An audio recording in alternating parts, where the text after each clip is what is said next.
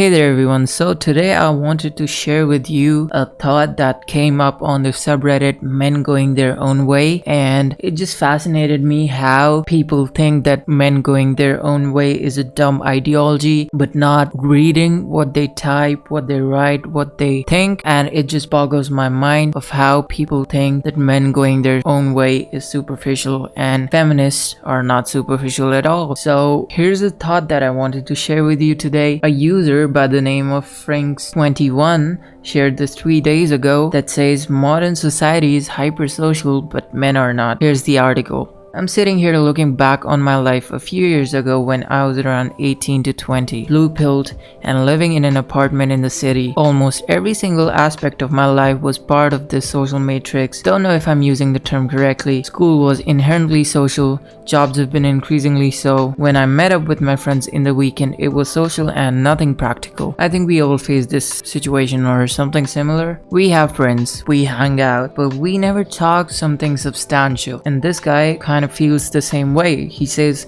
it's like when there's little left to actually do, our culture seems to have regressed into a state where people just sit around and talk about nothing really. They compare each other on a superficial level, create drama, become overly obsessed with looks and social status. It's a stereotypical feminine culture that men have slipped into. Did you ever see that scene in Fight Club where the narrator was ordering IKEA furniture?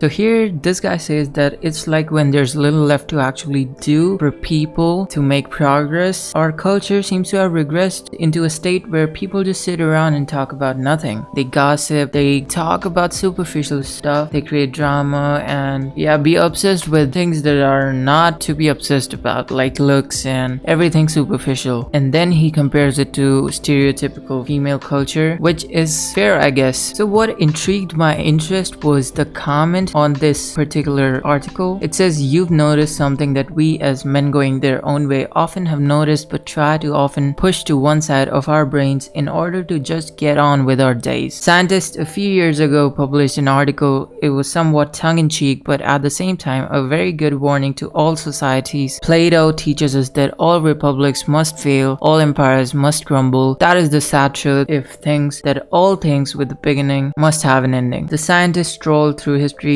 and found common factors that spelled out the end of a society. They identified several key stages. After stage 4.5, the rest follows like a runway train. You can't stop it because each following stage is a direct result of the preceding stage regardless of the outcomes of the previous stage. So for example, drought lasting years leading to food shortages. Regardless if then in the last year of the drought rains come, it wouldn't matter because you still cannot produce enough food for everyone to eat well enough. Well, the same goes for societies regardless of what the actual events themselves are. The stage is clearly identified or what ultimately matters. Okay, so now here's where things get important. Stage 4 is the decadent stage. It's the stage in any society where the majority believe that they have reached the pinnacle, that all things are possible, that there is little else to be achieved. It's at this stage where society begins to turn insular, attacking itself, implementing extreme policies, directly attacking those that prop up the society itself. I said this is important because it's repeated throughout history. The Roman Empire at one stage enacted laws that allowed for women to eject men from their property. The result was that many of those men who fought for the Roman Empire just left and went far outside of the empire, leaving less and less able men to protect it. This was towards the end of the empire. We are seeing the same pattern repeat now in that masculinity is toxic, being a male is evil, although the numbers attacking men had not reached critical mass yet but might soon within another few years. It only takes about 10% of a population to agree with an ideology for it to eventually become the dominant thought pattern, otherwise known as critical mass. According to these scientists, the decline can be stopped at any stage until stage 4.5, but it takes leadership and political will. Sadly, something very much lacking in our politicians today. They stated when a society reached that halfway stage, they have between 20 to 50 years left until total failure. They classed failure along the lines of mass civil unrest, rampant poverty, backwards progress, starvation, increased conflicts, etc. Sound familiar? If Plato and his philosophy is correct, and if the scientists are correct, than you,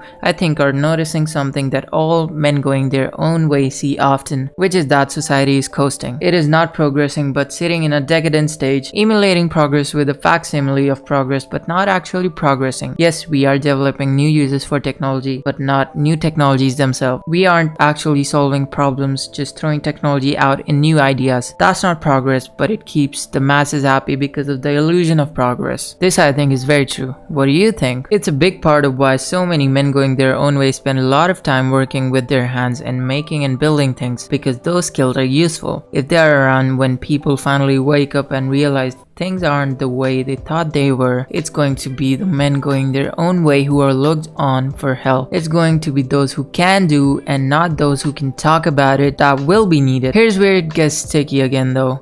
Men going their own way are such due to recognizing the failure of society, so we have walked away, we do our own thing. So what do you think is the inevitable outcome when it does happen? When it's to the likes of men going their own way, their turn, and their response is no. Of course, men going their own way will survive and thrive. We do now inside of a hostile society. We are already learning to deal with harshness. Why would we even bat an eye later? Maybe that's just wishful thinking on my part. However, I'd urge you to watch Camille Paglia talk about soft men. She called them noodly men, and talks about the very situation we are seeing in society now and puts it over far better than I have. It might help to see the bigger picture of what you're expecting at the moment. So I wanted to make this video because what this guy just said is true. We live in a society where current technologies are being developed, hardly any new technologies are being invented, and people have thought that they have done whatever they can and now we're just improving upon them. And as this guy said before, Plato teaches us that when a society thinks that, it's gonna turn within itself to find faults and consequentially crumble itself to dust. And we are seeing this right now with movements like BLM, Antifa, and other protests and organizations which are just pushing their propaganda, and feminism also comes into that. How do you think men are gonna act when you treat them like trash and then ask for their help when they will be needed sooner or later? Because I think this guy's right. If we're going the way we're going, civil unrest is gonna happen, the society is gonna collapse, and these feminists, these Black Lives Matter, these Antifa, and whatever propaganda you want to push, these people are not gonna be there to help. They are here to raise anarchy and civil unrest. And I just